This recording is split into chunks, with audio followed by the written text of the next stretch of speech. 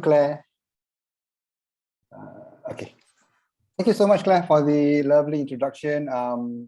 Happy to be here, and thank you, Claire, for calling me 15 minutes earlier, because I totally it slipped over my mind. I was taking care of the kids, and then you called, and then it's emergency.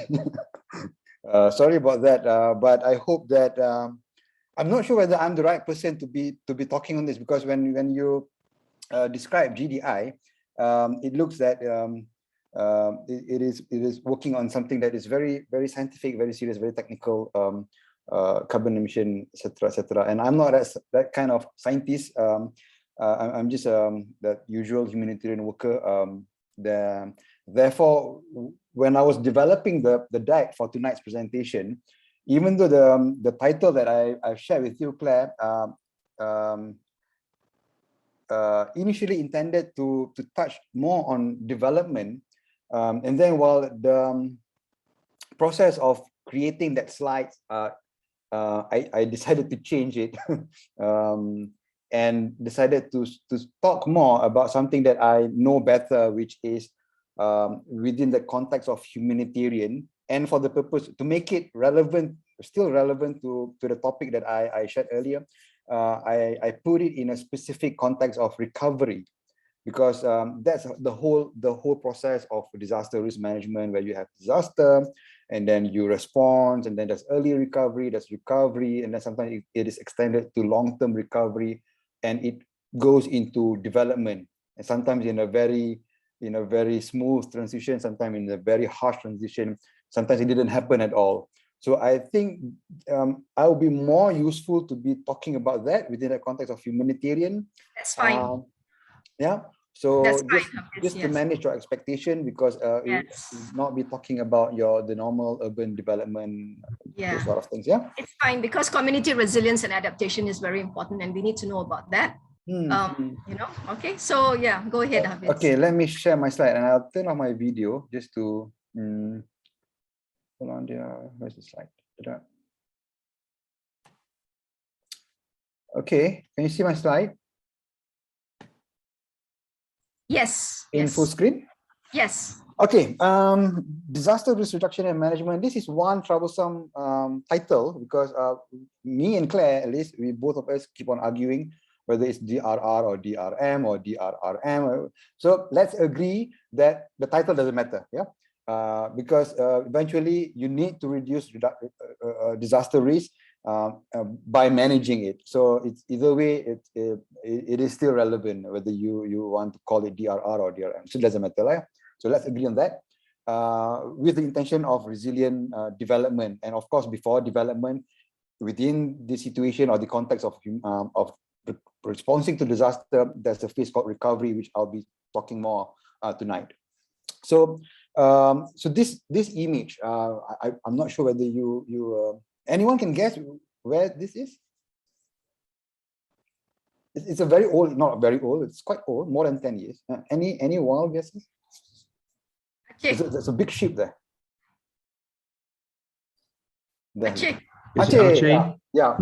So this is an image taken 17 years ago in Banda Aceh, Indonesia. And I guess I'm assuming that everyone is familiar with that incident, that disaster. Yeah, one of the worst disaster in the 21st century. And it is a very good case study, because if you know Aceh before the disaster, it is in this uncertain situation, politically, economically, socially, where they were in this.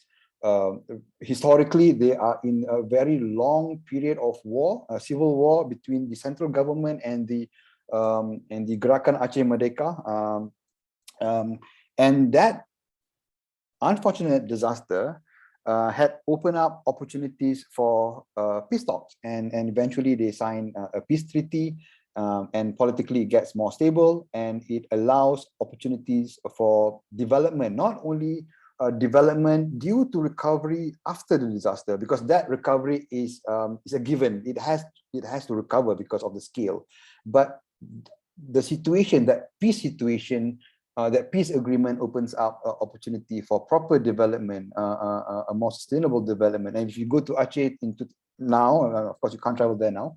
But my last trip to Aceh was 3 years ago. For someone who was there, you can't imagine that can happen. That sort of development can happen. So taking that as a very good case study, most humanitarian workers, especially those working in the recovery sector, in the development sector, agrees that even though disaster is something that we don't want, very unfortunate, but it does opens up opportunities and windows for change. Yeah, whether for development, whether economically, politically, or socially, even culturally. Yeah. Especially to reshape the built environment, because the built environment will eventually have impact to the natural environment and to the social environment.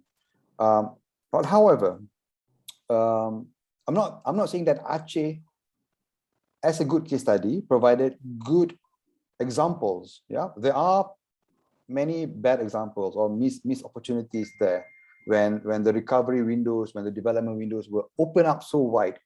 And that is not only unique to Banda Aceh, it also happened in Myanmar, in Bangladesh, where they were hit by the two typhoon, yeah, Nargis and the other one is Sidir cyclone in Bangladesh, Nargis in Myanmar, and also Yolanda in Philippines. So those are all huge disasters. And I choose to take only disasters within the region of Southeast Asia because it's closer to us and it's easier for us to relate to. And those disasters, even though they kill a lot of people and they have provided that sort of opportunities for development, unfortunately, it doesn't happen. It didn't happen as it should be. Yeah. And why it didn't happen?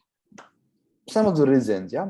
Because there are competing recovery agendas, and this competition, sadly enough, is caused by human greed. And when I say human greed, again, it is very sad that the competition, or rather the unhealthy competition, comes from agencies, NGOs, development bodies, donors, even local governments. So when we have a competing recovery agenda, an unhealthy one, that will close that window of good recovery and development. And then there's the issue of fragmented programs, where we look at programs in a very scattered, in a very silo, piecemeal way. We don't see, again, just to give a context, we don't see emergency response, disaster response as something that should and need to be followed up with early recovery, that should be followed through with long-term recovery, which should be complemented with sustainable development. And at the end of the whole journey is to have a good exit strategy that is not only concerning a particular programs or intervention, but an exit strategy that touches all the exact needs of the communities and also the place, the physical place, the built environment, the natural environment. So fragmented program is the second reason. And then there's an insufficient understanding of local institutions, because of course in doing something that is so huge, whether it is emergency response or recovery or development, local institutions is something that we can't avoid. And if you are following all these issues about Malaysian going to Palestine, to Afghanistan, and doing good works, or with the intention of doing good works, but without having a proper plan and having a proper engagement with local institutions, then that is the starting point of problems. Yep. And the same goes with the lack of understanding of local markets, local needs. Some organizations and some donors are driven by their own agenda, and putting aside the right-based agenda of understanding what are the exact needs of each phase of disaster risk management, the exact needs of emergency response, the exact needs of recovery, etc., etc. Yep. So those are some of the reasons, but I'm sure there's more. And But in a number of recovery cases and also programs, whether it is through technical assistance, through development or humanitarian programs, there are good examples. And of course, this nice picture is from Japan. And believe it or not, this is a site where it was swiped out during the 2011 tsunami and earthquake. Yeah. So there are programs, and one of it is the one that I like. Of course, there's a biasness here because I choose the case study. Is a program called Owner-Driven Housing Reconstruction. Yeah, and it was implemented in few countries, in India, Pakistan, Indonesia, Bangladesh, Japan. Yeah, so this demonstrates how owner-driven. The keyword here is owner-driven. How something that is driven by needs and needs alone can ensure a successful recovery and also development intervention. So these are some of the examples. And if you can link these examples, don't focus on the house form, because these are just a manifestation of a specific needs. Therefore, what is being presented are houses. But look at this image with some projection, with some, if you can imagine that whatever that happened in this situation could lead to something like this, whether it is in the form of a school, a marketplace, a social housing, office buildings, etc., etc. These are some very powerful images on how development should happen and can happen if things are being driven by the users and needs. Yeah. So in that case, people talk about build back better, and I use that word a lot until 2 nights ago when I was scrolling my Facebook video, and then I saw this video by Greta again, and she was saying like green economy, blah blah blah, build back better, blah blah blah. So it hit me hard that yes, people like me talks a lot about building back better, about leaving no one behind, but I'm not sure whether we have done enough. But nevertheless, sharing experiences, debating about theories and frameworks are also important, because without doing that, then we can't pass down knowledge and experience. So this is, I hope that what I'm doing today is at least still relevant. So yeah, building back better in building future resilience concerns 3 things, or rather involve 3 things. One is disaster risk reduction. DRR. I'm sure Claire is well versed in this, and we have a lot to argue. DRR, what constitutes DRR? Who should do it? What sector should have a DRR approach in it? Yeah. So, but to make it easy and to make it within the slot of 1 hour, I'll just put some examples here. Yeah. Number 1, structural resilience. Why structural resilience? Because of things like this. Because of things like how you build better structure, how you build better houses, how you build better schools, better irrigation, better drainage, etc.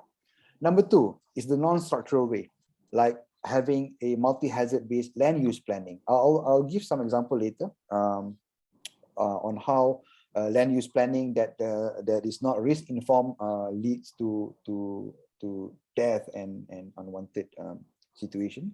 And of course, early warning and DRR education, something that is that Malaysia have a far way to go. Not so much on early warning. We do have some early warning system being developed, being installed, but DRR education is still on an early stage for Malaysia. So on top of that, DRR is community recovery, and community recovery involves psychological recovery, and you can see that happening a lot. And it affects badly our community during this pandemic time. So psychological recovery is part of it. Social recovery and economic recovery. And to ensure all of this is to make sure that effective implementation happens through good monitoring and evaluation, through institutionalizing mechanisms, and through legislation and regulation. So in a nutshell, these are the 3 common recipe or common frameworks that we use in implementing our developmental works. When I say our, it's Mercy Malaysia, and also now because I'm also consulting for UN-Habitat, and coincidentally UN-Habitat is also practicing that.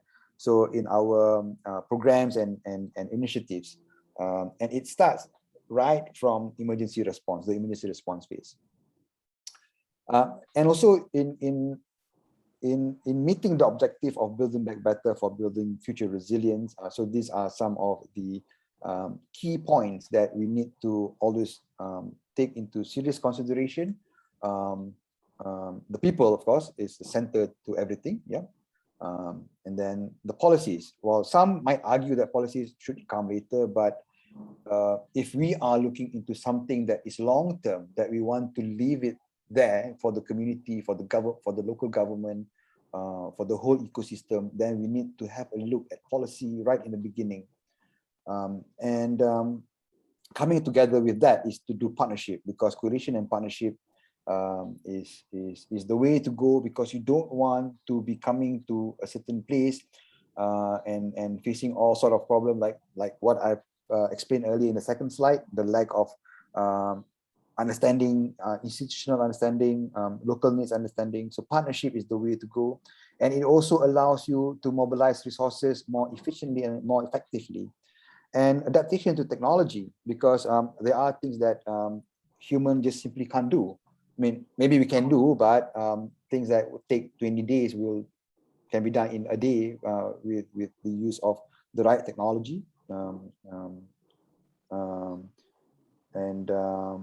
And people like me is in trouble because I'm not that adaptive to technology, not as fast as some people do. So, and I'm sure that in this group tonight, everyone is more or less like me.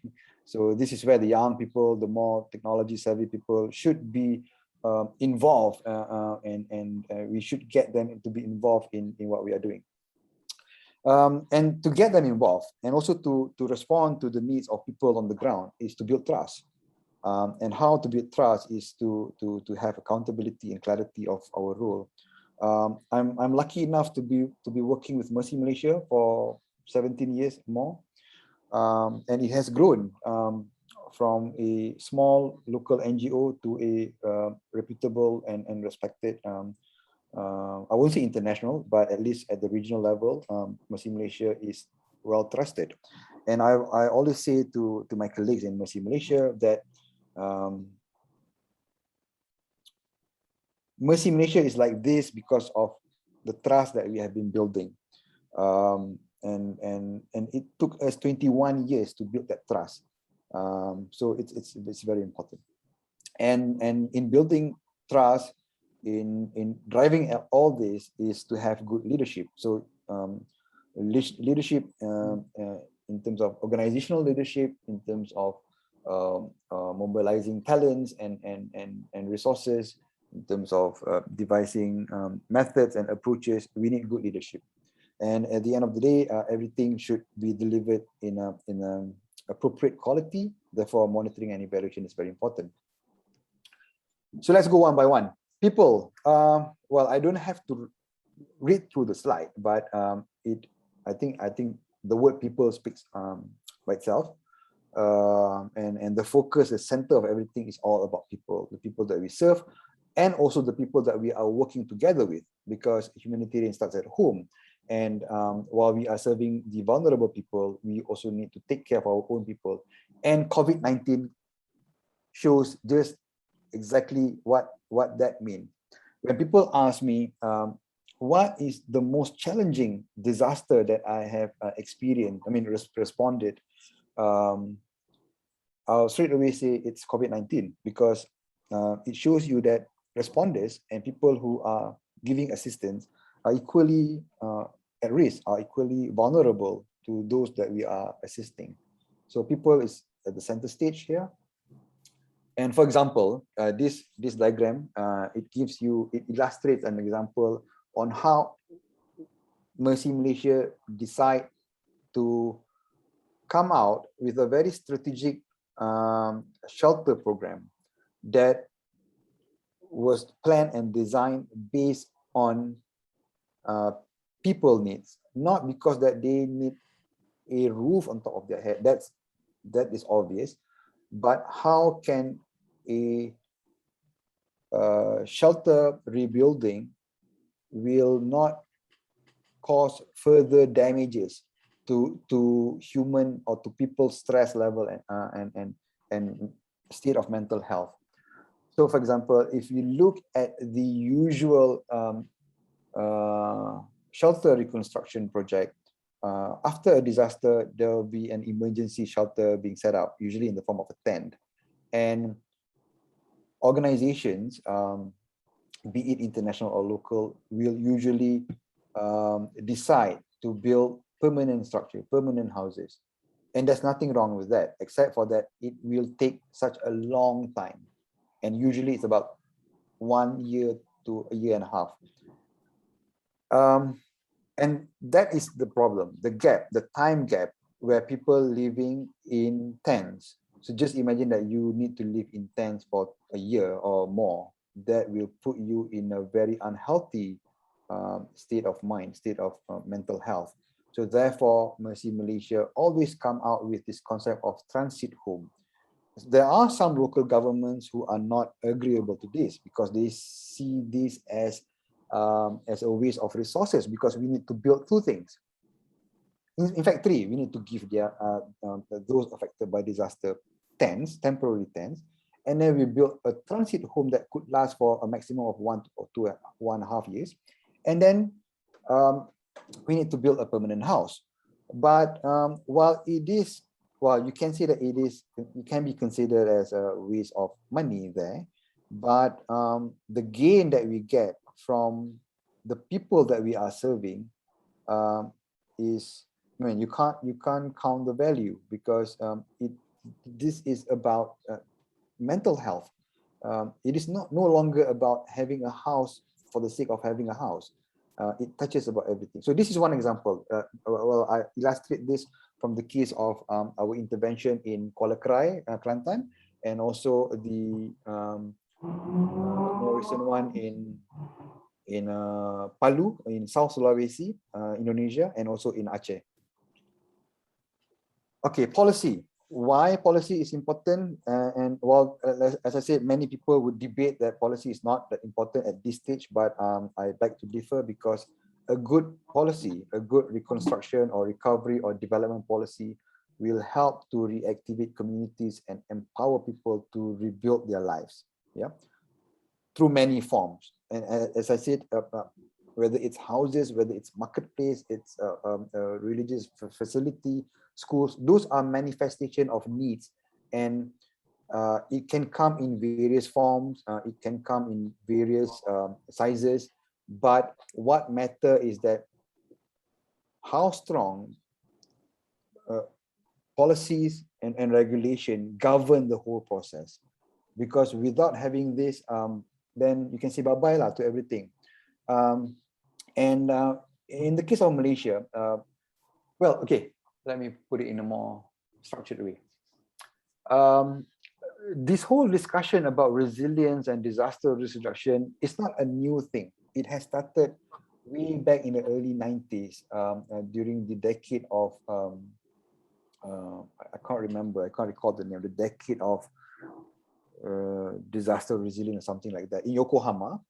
But Malaysia as a country is only, we only started to seriously take this very recent, after the Kuala Krai, after the East Coast flood in 2014. So NADMA, the National Disaster Management Agency, was only formed in 2015. So that's only 6 years.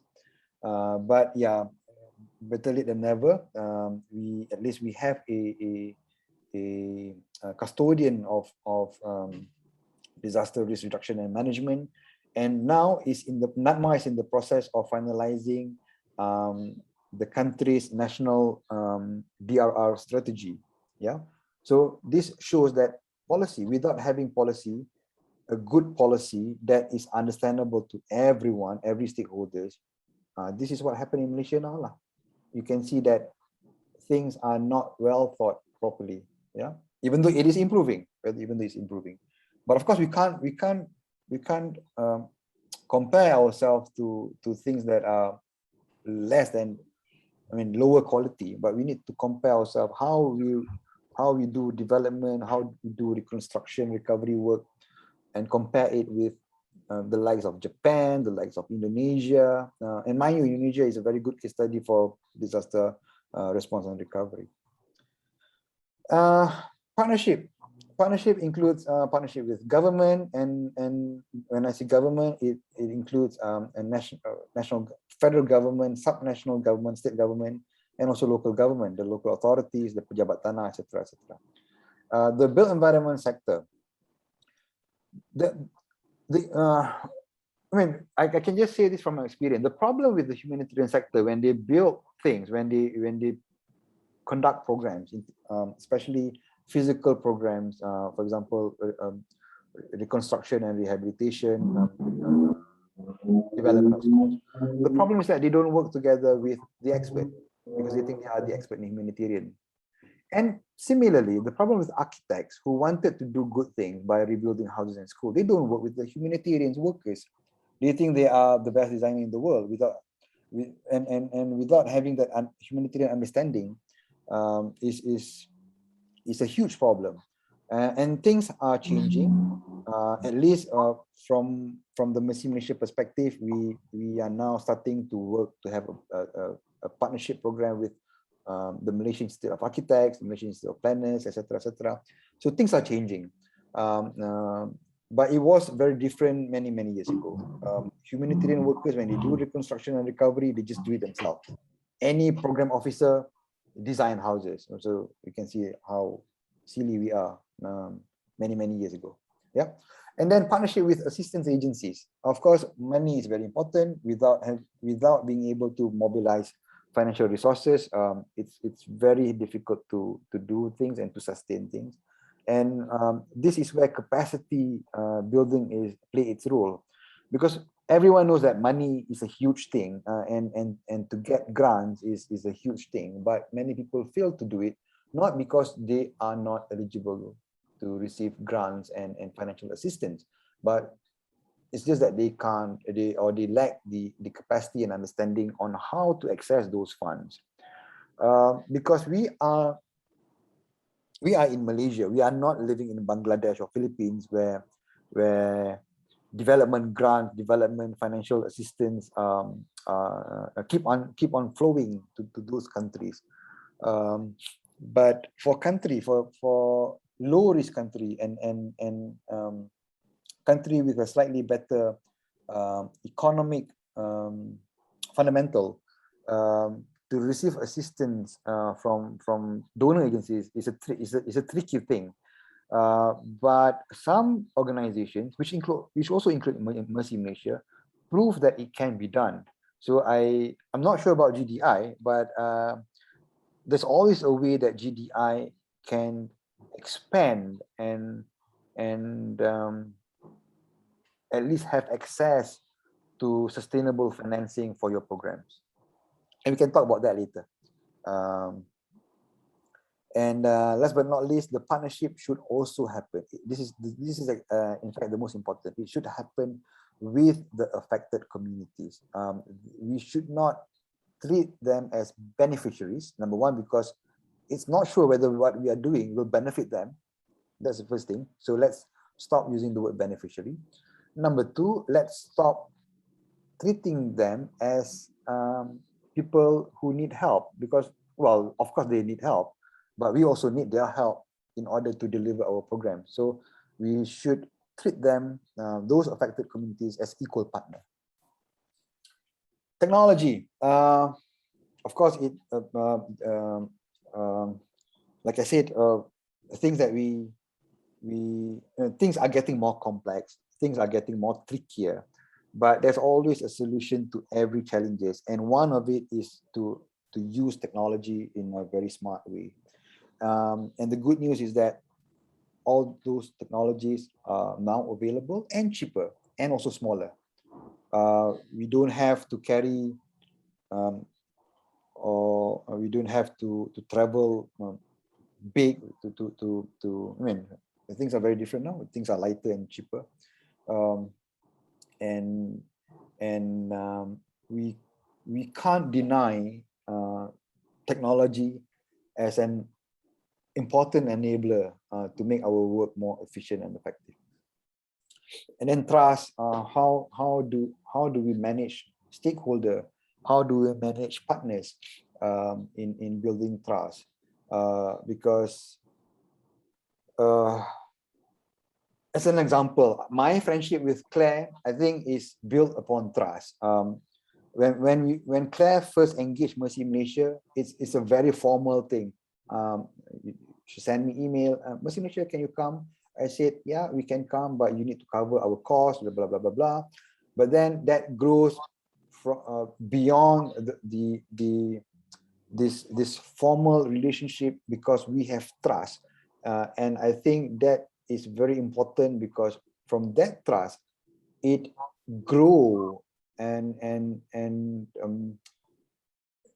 it grow beyond only trust between two organizations, but it gives some positive aura, some positive impact to the people that we are working with together. And in building trust, there are strategies that need to be devised. Yeah, social engagement strategies, how inclusion is addressed, how diversity, the issue of diversity is addressed, how we communicate. So this all needs a lot of work, and when there's a lot of work, we need human resources, we need talents, we need, again, money, and it's complex, of course. But anyhow, building trust is important. Like what I'm doing tonight, if you look at this slide, we are just here, information sharing. And then there's the whole way up to here until we own this thing together. And this thing, what is called ownership, reflect partnership with the communities.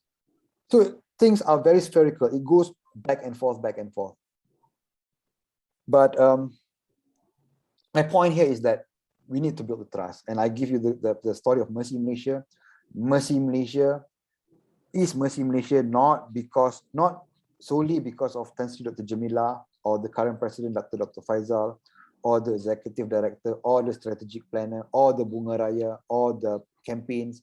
Not because of that, but because of everything that we deliver, that we have showed that for the past 21 years can be trusted. And then leadership. Well, leadership, we are not talking about a person figure. We are talking about a whole system. Leadership within the community that we are working with, leadership with the partners in the built environment sector, leadership with all the stakeholders. And therefore, coordination is important to have a respect. And that reflects some sort of a leadership quality by communication and coordination. And last but not least, all of those is hoped to deliver good quality programs, development programs, recovery programs.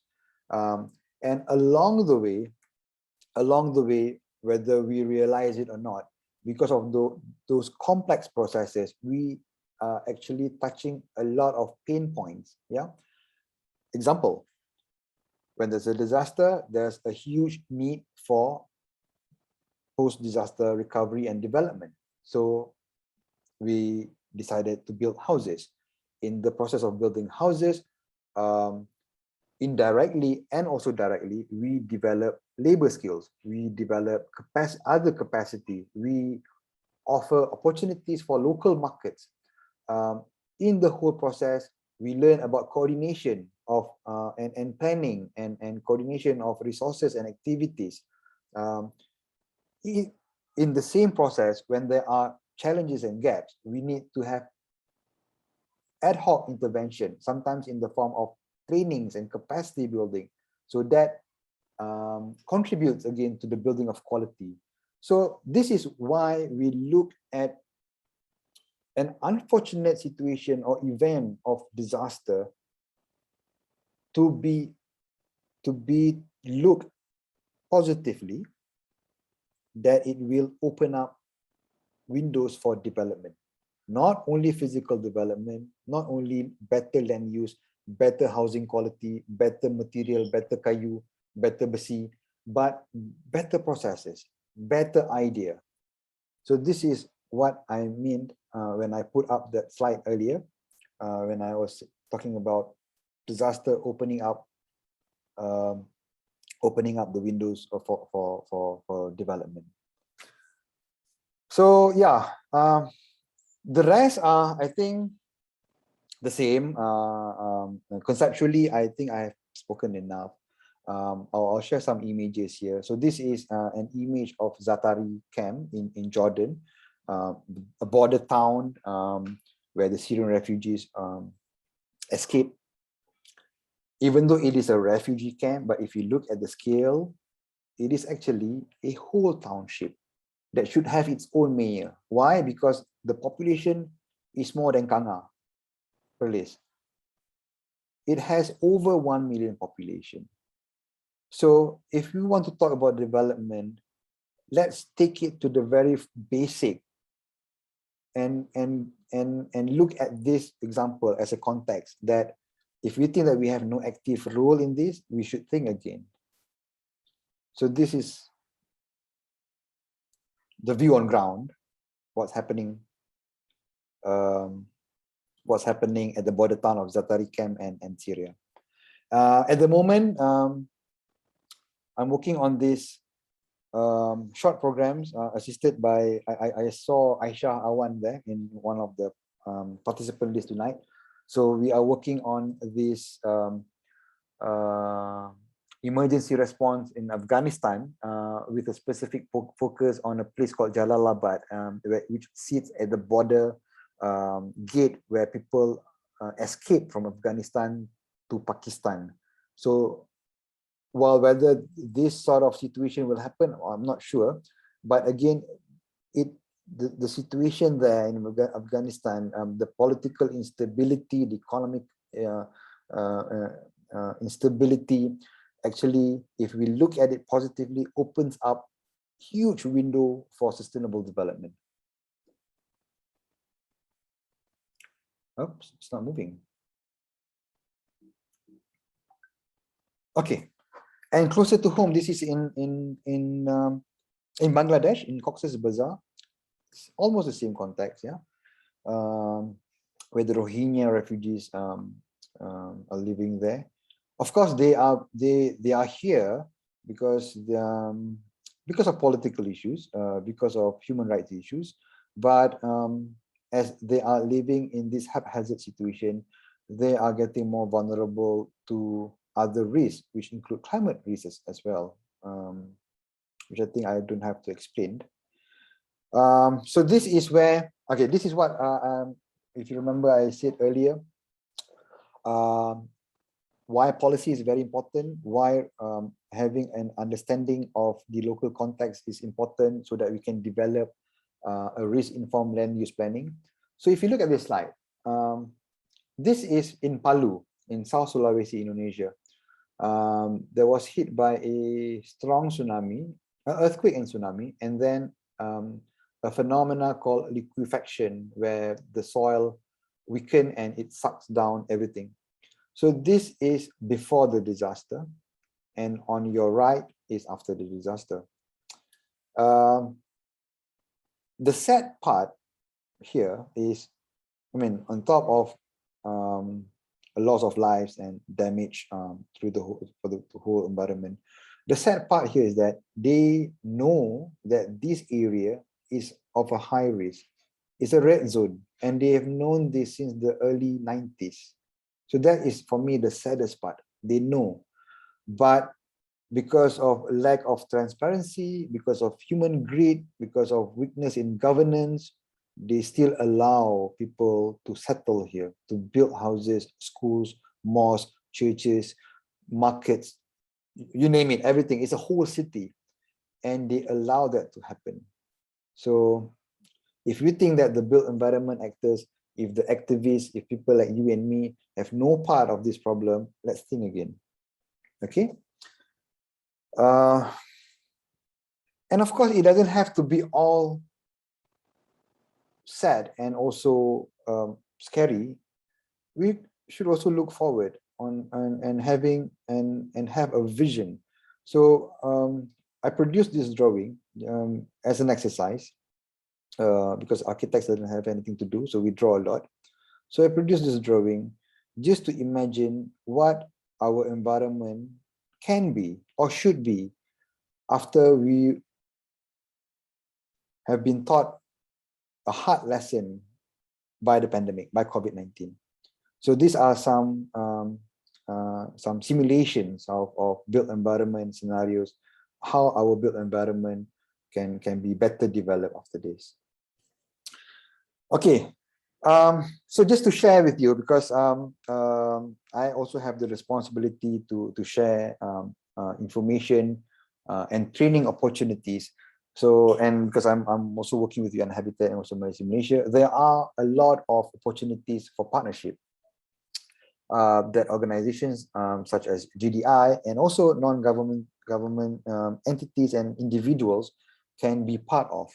So there are a lot of open source publications that can be downloaded. Yeah, very interesting one. There are practical tools, toolkits, and manuals that we can use. There are training programs, research, policy papers that are all accessible. So knowledge is at our fingertips. These are example of a practical toolkit on how actions in cities to strengthen preparedness for COVID-19 pandemic and beyond. Yeah. Training at the city level. The good thing is that this is free. Well, the whole training, there are costs to it, of course, but let's forget about that and just download this thing, and you can do it on your own. Because this is very important. This is very, very practical. It's a self-assessment tool that can be used at many levels to help diagnose our cities, our built environment, our living environment, and it gives different scenarios, different contexts. For example, this is on climate action enhancer. This focuses on gender. This focuses on human rights. This is on social resilience. There's also on refugees. There's also on many things. There's also on public health. So it's all free to be downloaded, and we can learn from each other here. I'm more than happy to discuss more about that. And locally, Mercy Malaysia also has been actively offering all this sort of capacity sharing programs, yeah, community-based disaster risk management, school preparedness program, where we are doing it not only in Malaysia, but ASEAN-wide, resilient health infrastructure, where we work with hospitals, clinics, health centers, the resilient private sector, where we work together with corporations on not only about getting their money, but to ensure that they understand more about how they can contribute meaningfully in meeting the resilience objective. Yeah, and of course, resilient local government, because governance is very important, and driving a people-friendly policy for resilience can only be driven by local government. So therefore, there are 5 programs that we can work together and partner in delivering them. So I think that's all. Less than 1 hour. So we have more time to talk. Thank you very much. Right. Thank you so much, Hafiz. I felt that was a really very personal sharing. I felt that you were really speaking, from the ground in your experiences. Thank you for so much for sharing with us the main components of what a good resilience strategy will be, especially in relation to disasters, and what are the barriers. Example, you said about competition, greed, fragmented policies, and so on, and not understanding the local situation, not jumping in as heroes and with, not caring about, what the local situation really is, but just thinking of what we want to do. So learning from that experience, I think it's very important, because I think a lot of us here are from NGOs and CSOs, and sometimes that's our approach. We tend to jump in there and we tend to say, okay, let's do this and do that, but we don't do it in consultation and in partnership. And thank you so much for all your factors here, especially about people, about policy, partnership, technology and trust. Yes, Hafiz actually came to our church in Bukit Matajam, and he came for 2 sessions to train us to be a successful ERT team, emergency response team. And we actually would have gone ahead with it if not for COVID, but suddenly COVID came. But we're still waiting, don't worry, Hafiz, disaster. You'll have a chance to practice everything that you helped us to develop. And yes, about quality. So I did not find key questions here in the chat box. There's some comments here. That is, can you please switch off mute your mics, please? Yeah. Dominic has a comment about Greta, because you mentioned Greta. It is still an absolute prerequisite for optimal progress at government commitment, enablement, and focus is fixed first and foremost on recovery against climate change. Okay? And NGOs need to work together to optimize benefits and outcomes. A few NGOs could be coordinated. Darren, can you mute those who are not muted? Yeah, thank you. Okay, give me a moment.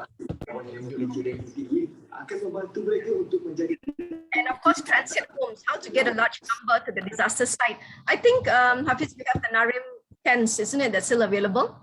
The one we wanted to order for the church, remember? Yeah, so those are emergency shelter. Those are not transit homes, which NADMA. Tents, right? Yeah. But I have my a different opinion about container. Container are for barang, for stuff, not for human. And the problem is bringing in container because they are from outside.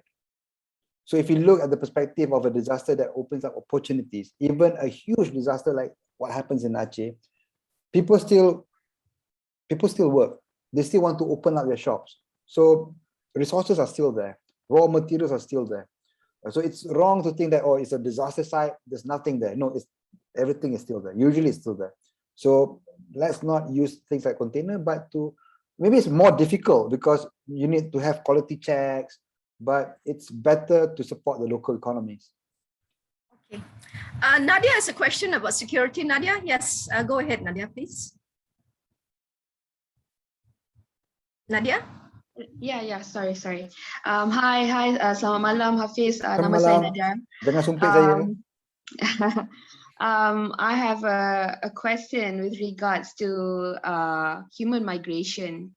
So we know that climate, the impacts are already here, and then within the next few decades, it's going to be much more worse. With regards to disaster risk management, Malaysian context, how do you think that we can bring the migrant issue within this policy making? And I know that when we talk about migrants, we always talk about migrants daripada luar negara, and it's already happening right now. And it's already in a really worse situation how we treat migrants. And in the future, it's not just going to be, it's going to be more migrants coming, but I'm also talking about internal dalam negara punya migration. So what are your thoughts basically on this? Like, how do we bring this sort of attention in terms of policy making in Malaysia? Yeah. Nadia, that's a very difficult question.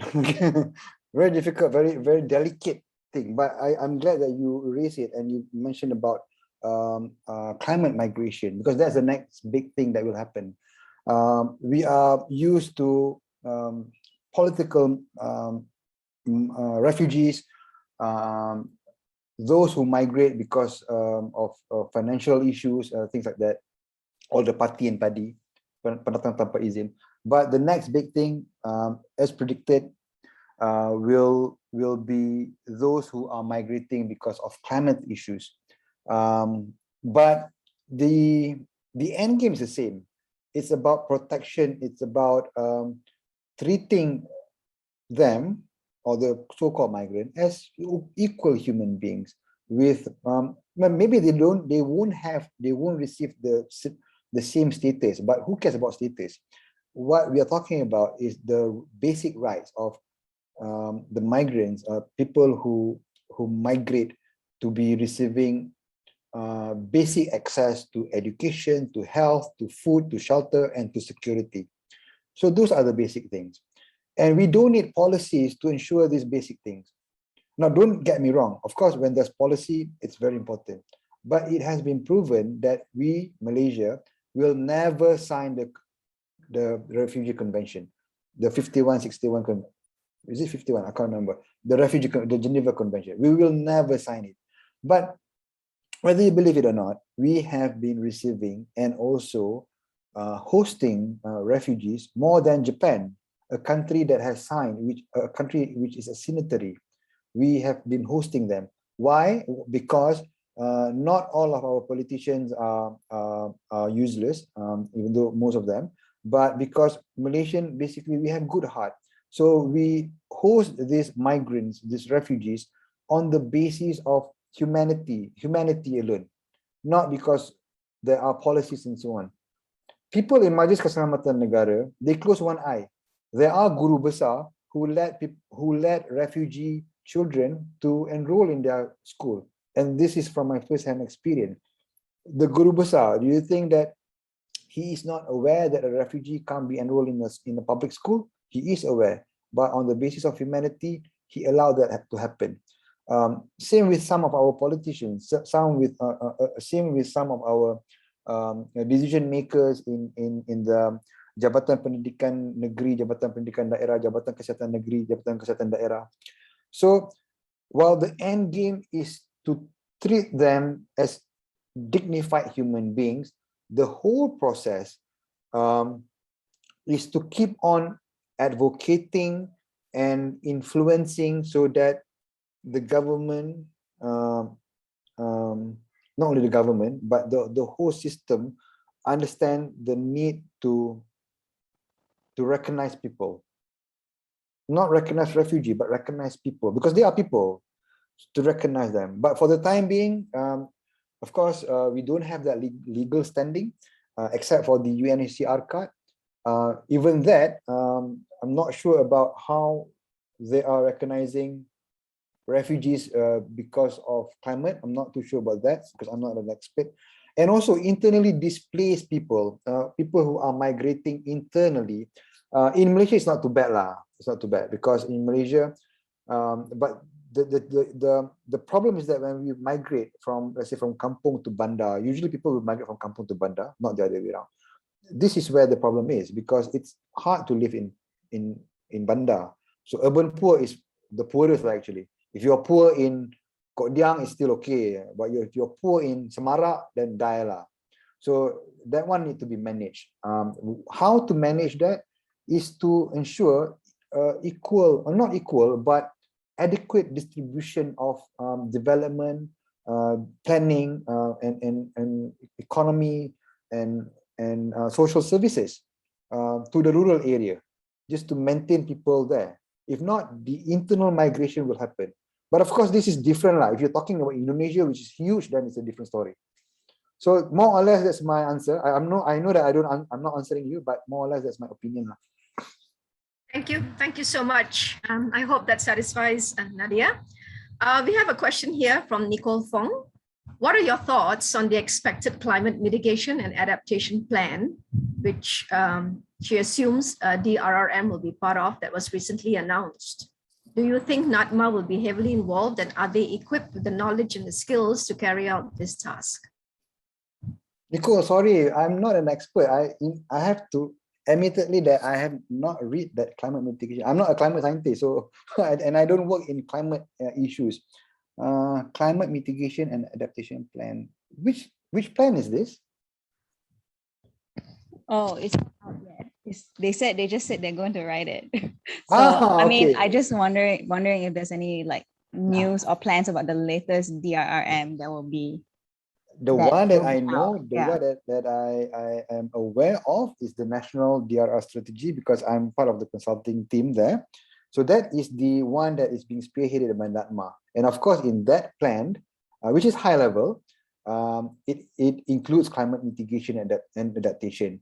But the challenge here is, how is that high level plan can be translated to the local level? Not only local government and local agencies, but to communities. And this is where people like organizations like us should play our role lah. Yeah. So NATMA is spearheading that plan. A link to this is a question from Evelyn Tay. Do you know if Malaysia has, your friend in partner in MUF training, do you know if Malaysia has mapped out a nationwide climate vulnerability assessment, specifically terrain and coastal vulnerability? As far as I'm concerned, I might be wrong, there's none. But it doesn't mean that we didn't do. We did a lot. Plan Malaysia, Jabatan Perancangan Bandar dan Daerah Malaysia, Plan Malaysia, there's a lot of development plan, from the National Physical Plan, the National Urbanization Plan, the National Rural Plan, and then there's a Perancangan Physical Zone Pesisir Pantai Negara, the National Coastal Zone planning, development planning studies. There's a lot of plan, and each of those plans have all this information. There's what we call as data cerapan, the GIS data. And those data are all stored somewhere in Plan Malaysia, Urban Observatory, in the DID's data bank. It's everywhere. So, to answer Evelyn, has mapped out nationwide climate vulnerability assessment? The answer is yes, but it is not coordinated. It is not consolidated. Yeah. Physical, terrain, coastal vulnerability, I'm sure it's there, because I did the coastal, the Rancangan Physical Zone Pesisir Pantai Negara. I did that study. So we did that mapping. But the final GIS information, it's with Plan Malaysia, it's with Met Malaysia, it's with everyone. Is it publicly accessible? Not yet. Okay, all right. So I have a question for you, Hafiz. You mentioned that Malaysia is a little late in the game compared to other countries, right? You were saying that NATMA was formed so not very long ago, and we are still a little bit. But you do know Malaysia is completely, we have this entire coastline. You do know that sea level rise is a very real threat. Flooding, of course, will not be constrained to just Kelantan. It'll be widespread.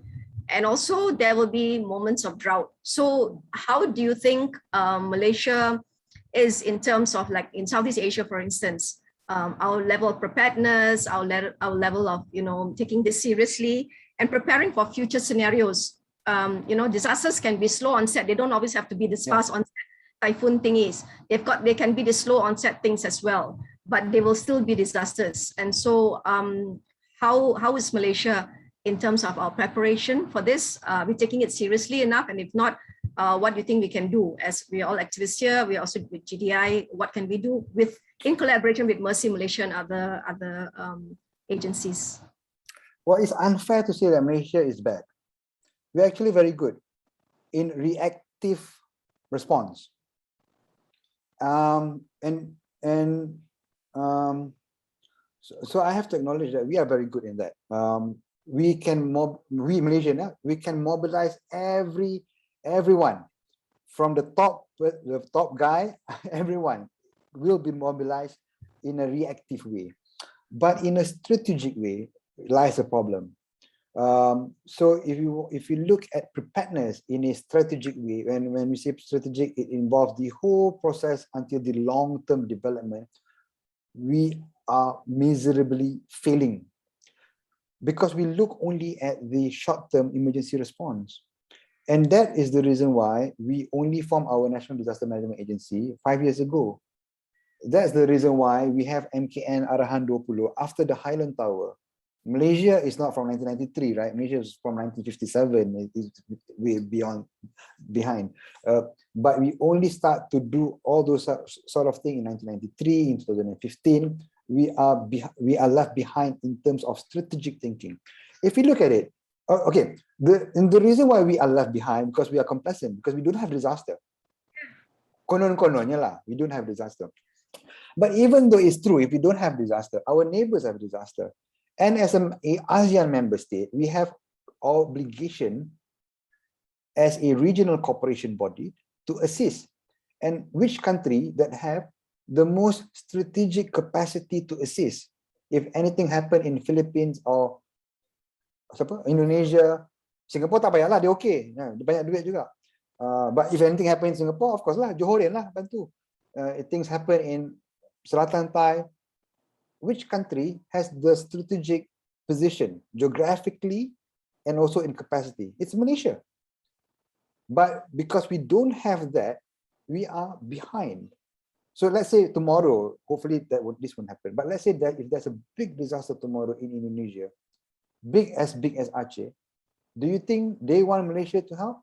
Of course they want lah, but it is not as welcoming because they know that our capacity, they have better capacity. Tapi if we have that strategic thinking long time ago and we build our capacity, which we are building now, which NATMA is championing it now, then we are at the level of, tak tahu lah, Japan ke mana, I'm not sure lah, Korea, tak tahu. So that is, but that's very personal, my personal opinion lah. Tak tahu.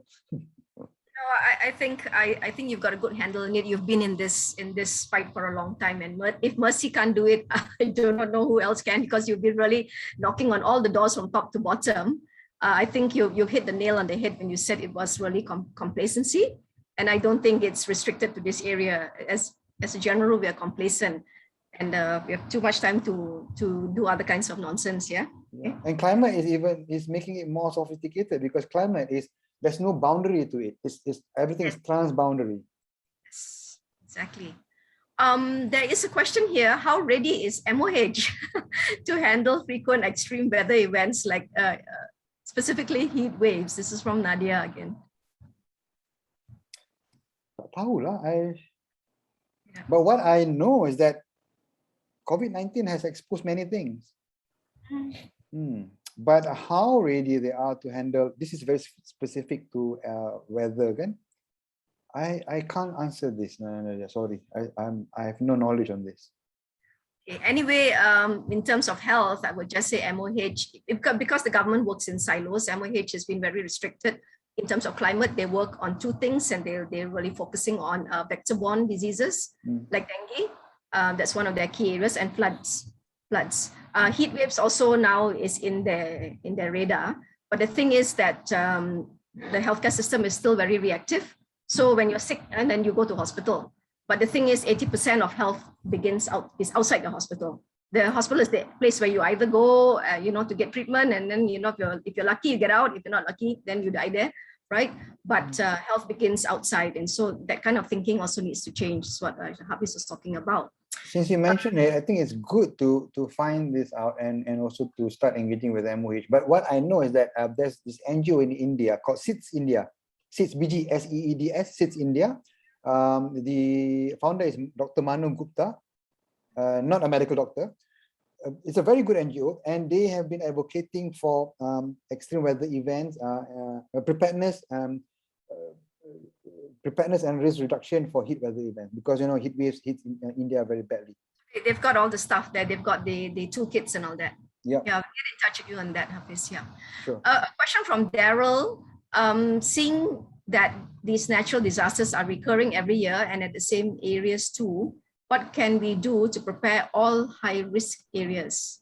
That is, extensive emergency evacuation, interim infrastructure to be built in these areas, any examples, etc. Yeah, things happen again and again and again, ya. Nak jawab pun dah pening kan, dah selalu jawab. But I'm always optimistic lah. Despite all the problems, But extensive emergency and evacuation plans, they do have it. They do have it. At the Pejabat Tanah, at the DO's office, they have it. You ask JKR Negeri, JKR, they have it. But the issue here is how accessible to it. Evelyn, when I was answering to Evelyn's question just now, all the satellite images, all the information on physical terrain, coastal vulnerability, they have it. But you don't know that we have it. That is the problem with Malaysia. Everything is so secretive. Tak tahu kenapa. Interim infrastructure. Don't talk about interim infrastructure. The good things that DID, what's DID? Department of Irrigation and Drainage, GPS, they have all these huge plans which are on ground, the Rancangan Tabatan Banjir, and some has been completed, some are on their way, some will be completed in 5-10 years. So let's stay optimistic. I think that would able to reduce that impact. But because development projects, especially those the structured approach, yeah, like the flood mitigation project, will take a long time, 10 years, 5 years, 10 years, and the climate changes faster than the concrete dries up. So even though if the Rancangan Tabatan Banjir, if the irrigation completes in 2030 or 40, we never know what's the level of rainwater or sea level rise during that time. So it has to be coupled with soft measures, behavioral change and those kind of things. Thanks. Is there any recommendations to make the data accessible? A question here, sorry. Yeah, the data that's not accessible, to make that accessible. Recommendations? We don't need recommendation, we need pressure. Yes. We should give pressure. If we recommend, nothing will happen. A good story, the penyahwartaan, the degazetment of the Hulu Langat, nobody knows. Until one point where the news gets viral and everyone gets the information. So that's the good thing about 2021. Information can be easily accessed if we give pressure.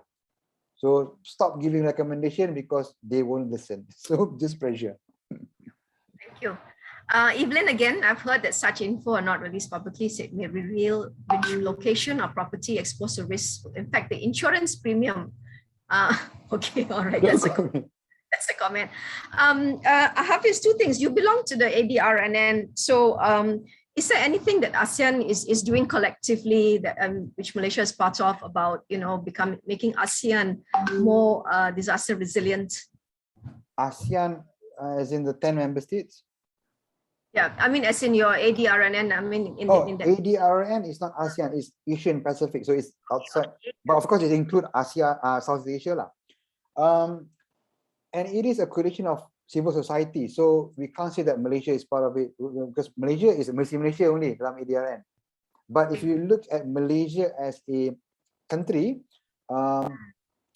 in the ASEAN Disaster Management and Humanitarian Assistance Working Group, unit, and there's multiple working group.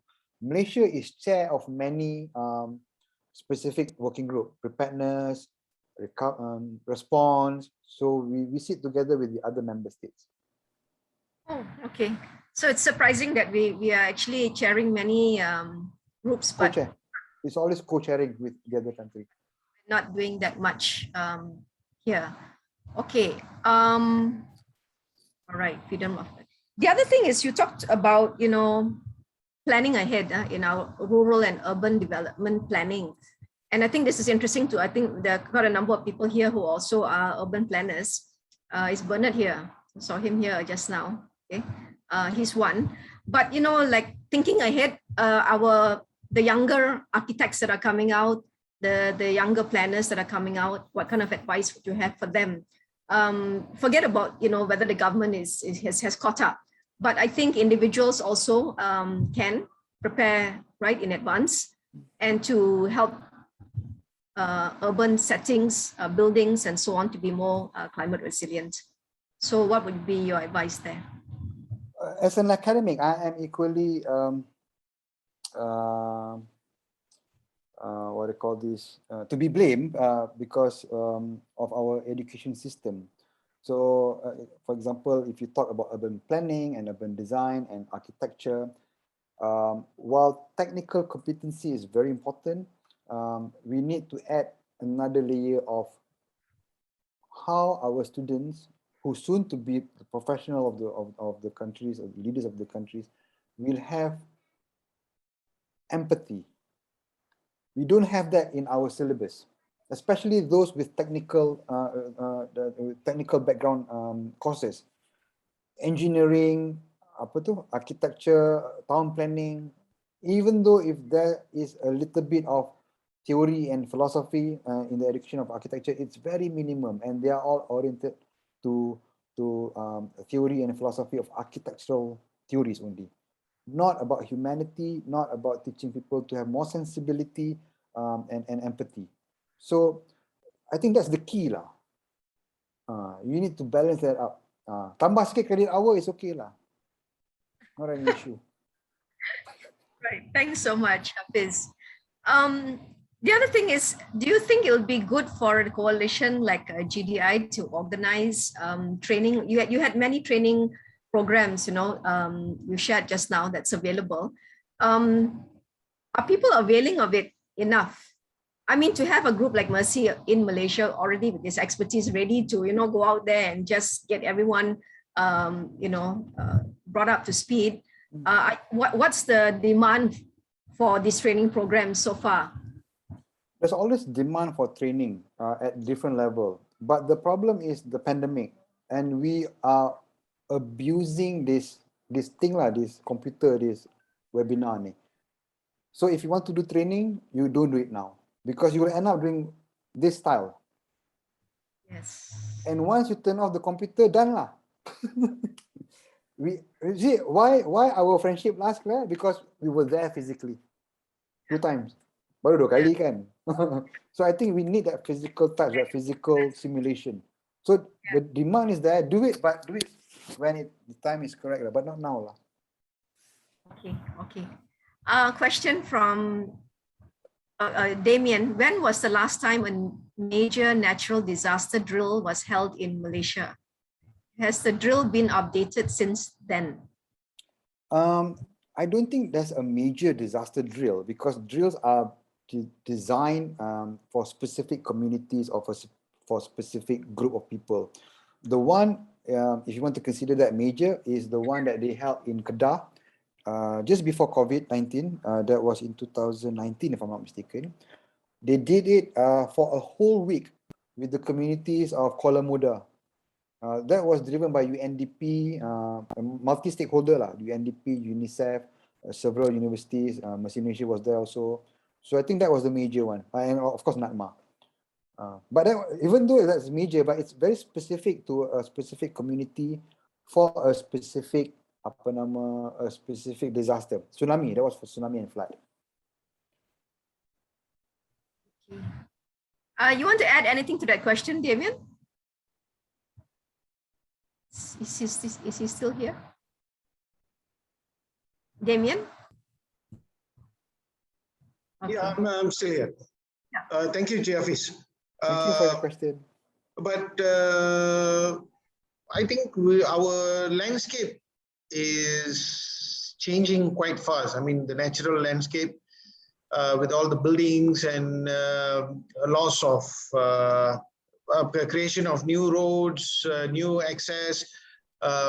So how will these drills work 1 year down the line when everything has changed? Yeah, very relevant, and yeah, because everything is so context specific. Therefore, personally, I don't believe in big drills. Big drills will only end up as a festival, a showcase for agencies or for siapa-siapa lah. But do small one with specific communities, and do it regularly. So this is how the Filipino does it. Kecil-kecil, kerap selalu, and very specific. If you do major one, habis.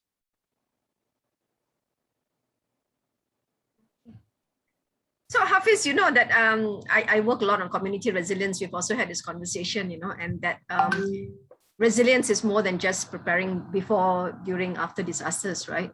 So what are your comments about, you know, building community, other aspects of community resilience? I think you actually alluded to it. One of us was really building the community, getting them to take ownership. I really love that chart you had from information sharing to ownership, you know, because they can't just rely on external actors to come in there and save the day, you know, tell them what to do, prepare everything for them, right? And so really how, you know, we should integrate this whole concept of resilience into our whole lifestyle in Malaysia now, and in the areas that actually we are making ourselves vulnerable and that we're not really looking at, and it's not just disasters. You know, the vulnerability in many ways that climate can impact us in terms of food security, water security. You know, what if the burst and then they take, you know, 2 weeks to repair? What will urban communities do? Kampung people will run to the river, right? Of course, the river also may be polluted, but still, what will, you know, those sort of scenarios. So can you please comment on that? Like really building resilience holistically. I don't like to say this, but again, being honest, I don't have an answer to that. Very difficult. That's very honest of me. Very difficult. Yeah. But what we are, at least we are trying to do at Mercy Malaysia, at least whether it's impactful or not, we have the SPP program, the School Preparedness Program. Again, what? School Preparedness Program. Sekolah, yeah. And School Preparedness Program involves kids as young as Darjah 1 and as old as, not old, as 17 years old, tingkatan 5. So at least that is what we are trying to do, to inculcate the understanding of being prepared, of how to take care of the environment, very basic things at school. But we face challenges because that program, since it involves school, we need to get permission from Ministry of Education. They have been very helpful. They give permission, they support the projects, and we also get we have partnership with UNICEF. But of course, we want to take one step ahead by graduating from doing a one-off program or maybe twice a year program. We propose let's have a club, something at sekolah. Club DRR, something like that. I can't remember the name of the club that we proposed. Of course, they rejected it because it's not on the priority list. Bencana is not a priority. It's not like Japan where the children are trained all the time, you know. So this is the challenge, but we believe that sooner or later that idea will get accepted. But by that time, we are lambat lagi sikit. We are always 2 steps behind developer. Any more comments from everybody? I think what Hafiz has highlighted and what he shared today, it's just to show us that, you know, dealing with recovery, being prepared for disasters and so on, it's not a simple matter, and that it needs to be well thought out, it needs to be integrated in policy, it needs to become kind of way of life. Having worked on climate for many years, what we always do is future scenarios. To think that we cannot use the past as a benchmark, that we didn't have this before, we didn't have all that, doesn't matter anymore. What you didn't have before, you will have. What didn't happen will happen. Not me, it will happen. It's just a matter of when. And if Malaysia is prepared for multiple disasters. So, you know, now we have COVID going on. Anything else will become, have this multiplier effect. And so our health system, for instance, is hopelessly inadequate. So these are things for us to think about, and whether we should all avail of the training that's there, because we need to be prepared. We can't just run for the training, you know, when the disaster's already there. It's too late. Yeah. Evelyn, you want to just say out your question here and just share your thoughts, because you've also written a lot. Nice to hear from you. Hi, good evening, everyone. Thanks for giving me this opportunity to quickly verbalize my question. So, I mean, as many webinar that we attended, we always walk away and thinking, what could we do as individuals? So, however small or insignificant the action can be, Hafiz, what would you recommend us to do in terms of contributing towards better disaster preparedness, whether within our circle or a neighborhood? Yeah, I would like to hear that. Thank you. Thanks, Evelyn. A very interesting question, and I think I have a very interesting answer. Good. One thing, as an individual, I won't go out lah. I won't go out from, just to protect the kids. Contoh lah. But seriously, in terms of work, I guess is well,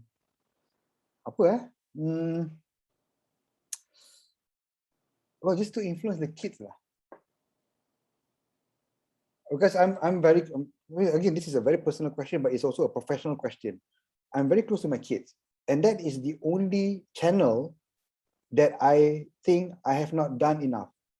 I've been to disaster site, I've constructed hundreds of houses, I've built hospitals, I've drafted plans, I've taught at university, I'm still teaching at university, but I don't think that I have successfully transformed my kids to have that mindset at their level. So I think that is the thing that I am struggling. If everyone can do that, then it will be a natural process. And I learned this because this is very funny. I trained disaster preparedness in Japan.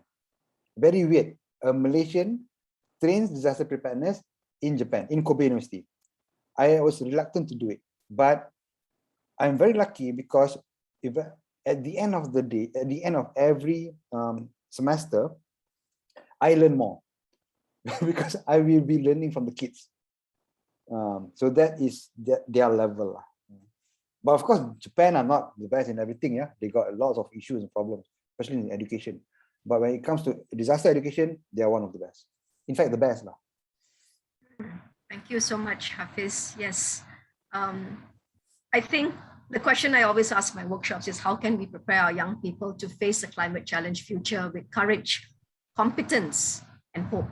These can only come when you teach them a level of competence, and we haven't done that. We're just throwing them into the jungle and saying, go, without any training, without any skills, nothing. And a climate change future is like throwing an urban child into the jungles and expecting them to survive. Okay, the last maybe comment will be, it's quite a long one, from Daryl Igwan. Daryl, maybe you want to give voice to this? Something about money? Daryl, are you here? Is he still here? Or is Sorry, can you hear me now? I forgot to unmute my microphone. Go ahead. I was just wondering, like, if motivation is always the money, is there any anything for them to capitalize so that they eventually get onto saving the environment efforts? Because like the way I see it, you see how many people or how many big corporate companies jump onto the bandwagon developing gloves or whatever, like during the pandemic. But like, how can we make it easy for them to capitalize on this as well, so that they eventually put in their efforts into it as well? Thanks, Adil. This is a very interesting statement that you put, follow the money, that reflects the reality. And we don't go against the reality. In fact, this is what exactly I'm doing at the moment, to get people, to influence people to follow the money. And because as a strategy, you can't be preaching those with capital, those with influence to do something big. For example, the developers, the mayors, the policymakers, to be seeing disaster risk reduction as an expenditure. They should be seeing it as an investment. So there's this very powerful mantra, not from me, from the World Bank. For every $1 spent on disaster risk reduction, you will save $7 in disaster recovery. Okay, but of course that applies to a specific context where there's a huge possibility of or a huge exposure towards disaster, yeah? But what we can do is that we can simulate a financial model to see that how DRR or DRM should be seen as investment. And from my own personal experience, I succeeded in one. I secured one project from Iskandar, Malaysia. They wanted a disaster risk DRM component in their comprehensive development plan. So at least I succeeded to influence them lah, to see that DRR as an investment. So their new comprehensive development plan ada DRR there. Why? Because they understand that. They understand that because if they don't invest, they lose more money. Thank you so much, Hafiz. So we've come almost to the end. Just to add to this point, what Hafiz was saying about investment, studies have shown that the developed countries, they invest a lot in adaptation, and as a result, that's due to climate events are 3 times lower than for the developing world. In other words, in the global south, 3 times more people are dying because we don't have enough resources to invest in adaptation. And DRR is one of those investments in adaptation. So it literally saves lives. And so I want to thank Hafiz really very much, not just for sharing. Claire, can I have one more question? Yeah, sure. Last one. Yeah, okay, thanks.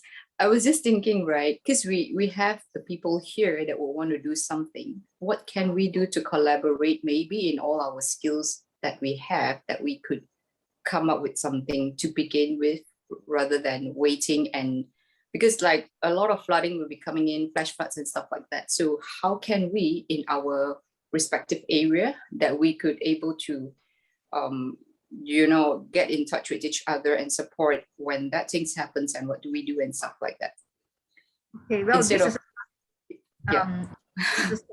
by calling Hafiz to give this, we also have a cluster in GDI called Community Resilience, where we actually have an assessment or checklist. We can also use this checklist. We can also have training, and the rest of that question, I will leave to Hafiz to continue. Thanks, Claire. But yeah, Judy, thanks for that question. One of the most difficult thing to do is to start with your neighbor. We can come up with all this training and programs with the people in Kelantan or people in PPR, but can you start something with people living in Besar Park City? Very difficult. People who live in Bangsa, very difficult. And in fact, there's none. And these people are equal polluters as everyone else. So, and within that area, which Mercy Malaysia also fails to do, I personally also fails to do, we can start with that lah. So let's say if you're living in Bukit Mertajam, look for one affluent area and start to have similar program that we are offering to this urban poor, rural poor. We give to these rich people because they are equal polluters and they are equally vulnerable to disaster. I think Hafiz, they are more prone to disaster. They are more prone.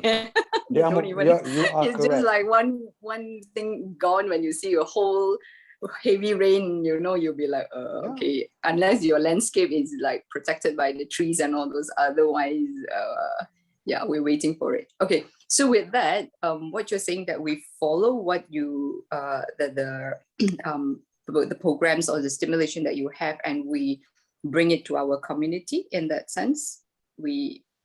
What I can do is that I can just share all the modules. I don't believe in copyright. I've been sharing modules developed by Mercy Malaysia with Claire. I'm more than happy to share everything. Okay. But we need all the reach, all the hands and arms to go to all these communities, which this is where everyone can play their part lah. Okay. So with that, you send through email, or we look from the website, or? Just to so that we will start doing something from tomorrow onwards, instead of like, you know, slipping it and then, you know, another seminar comes in, you know, and then another disaster come in, and then you're like, oh yeah, that happened, or that bad, and then, you know, the next thing you cycle again. Yeah. Like the water thing now is no water again. Yeah. So I'll share with Claire, and then as the coordinator, you can. We will send to all of you. To all of you, also a recording of this this seminar. Okay, so thank you everybody for your really active participation, but most of all, thank you to Hafiz for sharing, not just from his mind but also from his heart. I think really what our education series is, it's that everyone who comes here is passionate about their topic, and they, you know, they want to make a difference. And so when we all come together, then we have this synergy of, you know, this wonderful energy of people who care. And I hope that you will all continue to join us. Thank you so much, Hafiz. God bless you and your children.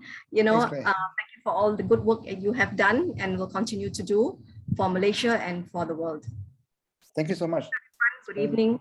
Good night. Good night, everyone. Take care.